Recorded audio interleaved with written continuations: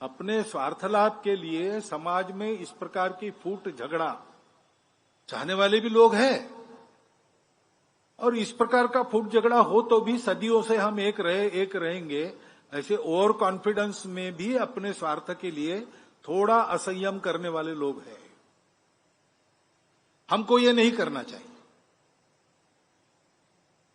एक दूसरे के साथ सद्भावना, सदाचार, सद्विचार और सहयोग करने की आवश्यकता है, क्योंकि हम सब लोग इस देश के अलग अलग भाषाओं के बोलने वाले, अलग अलग देवी देवताओं की पूजा करने वाले, अलग अलग खान पान रीति रिवाज वाले, अलग अलग हित संबंध आज जिनके उत्पन्न हुए विविधता के कारण, ऐसे हम सब लोग, हमारी जड़ें तो एकता में है, विविधता में नहीं है।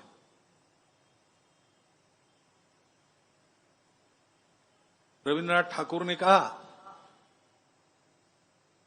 कि विविधता में एकता का परिचय देना और एकता के आधार पर विविधता का समन्वय करना सिखाने का काम ही भारत का प्रमुखता से धर्म है।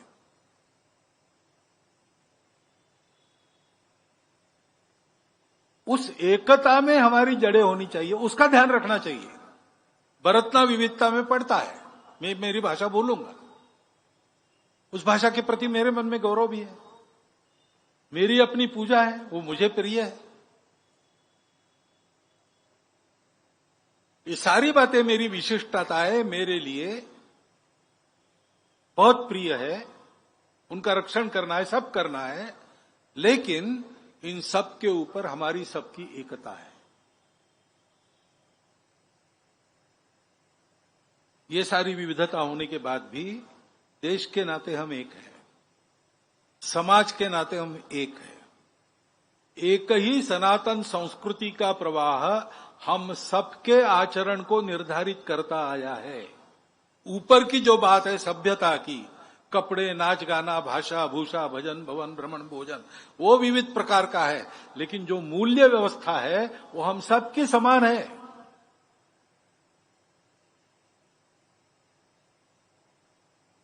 और पूर्वजों से हम एक है, हमारे कोई अलग अलग वंश नहीं है।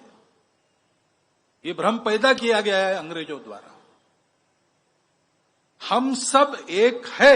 हमको विविध प्रकार के लोगों को एक नहीं होना है। हम एक है, हम भूल गए थे हम एक है, हमको एक होना है। और वास्तव में सारा विश्व एक है, मानव एक है। उस एकता का भान सारी दुनिया को कराना है। यह हमारे सामने हमारे राष्ट्र के अस्तित्व का, हमारे भारत की नव स्वतंत्रता का, जो 15 अगस्त 1947 में हम स्वतंत्र हुए, उसका प्रयोजन क्या है? उसका प्रयोजन ये है। उसके लिए हमको तैयार होना है। विविधताओं को संभालते हुए, उनका स्वीकार करते हुए, उनका सम्मान करते हुए, एकता पर सबकी दृष्टि लाना और उसके आधार पर विकास का पथ मानव जाति का पुनर्निर्धारित करना, इसका उदाहरण भारत को दुनिया के सामने रखना है। दुनिया को उसकी आवश्यकता है। और इस दृष्टि से अभी जो बातें हमारे अतिथि महोदय के द्वारा रखी गई वो बड़ी महत्वपूर्ण है। हम सबको उसका विचार करना ही है। हम तो कर ही रहे संघ के लोग। विकास और पर्यावरण का विरोध क्यों होना चाहिए? दोनों साथ साथ चल नहीं सकते क्या? चल सकते हैं, लेकिन एकता का विचार मन में रखकर सारी योजना बननी चाहिए।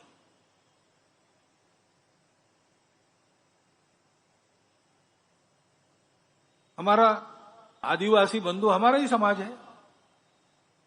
हमारे समाज में अनेक देवी देवता है। आपने कोड़ की बात करते समय कहा इतने सारे हैं, बराबर है। ये सब होने के बाद भी समाज के नाते हम एक हैं। तो अगर एक समाज है तो आपको ये कहने की जरूरत नहीं कि हमारी मदद कीजिए। संघ का काम ही है, संपूर्ण हिंदू समाज में संघ सबको मानता है। मैं कोड की बात नहीं कर रहा हूं, वो एक अलग विषय है, टेक्निकल विषय है। लेकिन समाज का ये अंग भी हमारा ही अंग है। उसकी समस्याओं में जितनी हमारी ताकत है उतना हम करेंगे। हमारा एक तरीका है। शासन के लिए आपने कुछ कहा वो शासन के पास पहुंच जाएगा, परंतु शासन अपना काम करेगा। और कैसा करता है आपको ज्यादा मालूम है, आप रहे, इसलिए वहां हमेशा समय लगता है और सभी फैक्टर्स एक साथ बहुत कम बार सोचे जाते हैं। लेकिन हम कहते हैं कि शासन वगैरह इन सबकी ताकत क्या है? समाज की ताकत है। तो शासन प्रशासन में सुनवाई नहीं होती तो क्या बिगड़ा? समाज है। पेशा कानून की बात आपने की, उस कानून का उपयोग कैसा करे जिससे समाज में भेद उत्पन्न न हो, कुछ अलग हो रहा है ऐसा किसी को न लगे, और फिर भी पेशा कानून जिसलिए लाया गया वो सारा ठीक हो। इसका उदाहरण आपको देखना है तो विभिन्न संगठनों के माध्यम से हमारे स्वयंसेवकों ने काम किया है। नासिक जिले में काम है, उसको कैसे लागू होना चाहिए इसका एक सुंदर उदाहरण वहां है। मैंने कल आपको चेतराम जी पवार का नाम बताया। बैतूल और आसपास के इसमें भी योजना पूर्वक उस प्रकार का काम चल रहा है। बस्तर में भी होगा। हम है ही, आपको विनंती करने की जरूरत नहीं। मैं कहता हूं आपने आकर हमको एक कर्तव्य बोध दिया है। हम जहां जहां पहुंचते वहां ये सब करते हैं। पहुंच हमारी बढ़नी चाहिए, बस इतनी बात है। और इसलिए जो भी सारी बातें आपने कही उसमें हमारे तरीके से हम जो कुछ कर सकते हैं हम जरूर करेंगे। मतांतरण का विषय है। मतांतरण क्यों होना चाहिए? हम तो ये मानते हैं, हमारी परंपरा, कि रुचिनुसार मार्गों का वैचित्र्य होता है। रुचिनाम वैचित्र्यात् रुजु कुटिल नाना पथयुताम नृणाम एको गम्या। ये सब जो तरीके हैं पूजा के, खान पान के, संस्कृति के, ये अलग अलग है।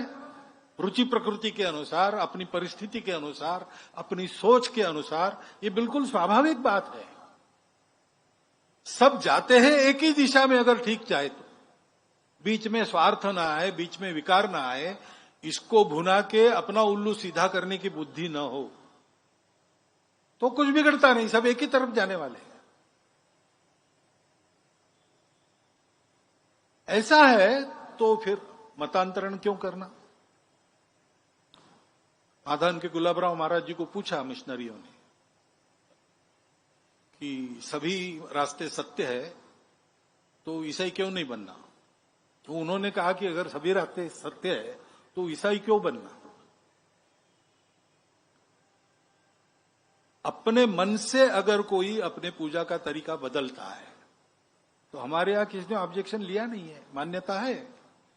रोरण नारायण वामन टिळक हो गए।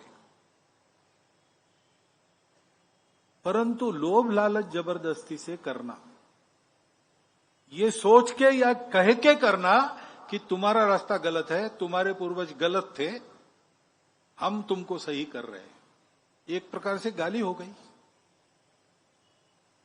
Conversion is a violence. हमने उसका कभी समर्थन, हमको पंथ संप्रदायों से कोई बैर नहीं है। ईसा मसीह, पैगंबर साहब, सब श्रद्धा है उनके बारे में, हम भी उस श्रद्धा में सहभागी हैं। परंतु अपने अपने तरीके से सब चलेंगे। और इसलिए ऐसे जो गए लोभ लालच जबरदस्ती से, वो अगर वापस आना चाह रहे हैं तो उनको स्वीकार करना चाहिए, क्योंकि इट इज करेक्शन। और इसलिए इन सब बातों में हम आपके साथ हैं। आदिवासी समाज कोई अलग समाज नहीं है। मैं तो कई बार कहता हूं कि हमारी संस्कृति जो जन्मी वो जंगलों और खेतियों में से जन्मी। इसलिए आदिवासी समाज हमारा मूल है। उनकी अपनी भाषाओं में जो तत्वज्ञान वो बताते हैं वो नासदीय सूक्त के पास जाता है।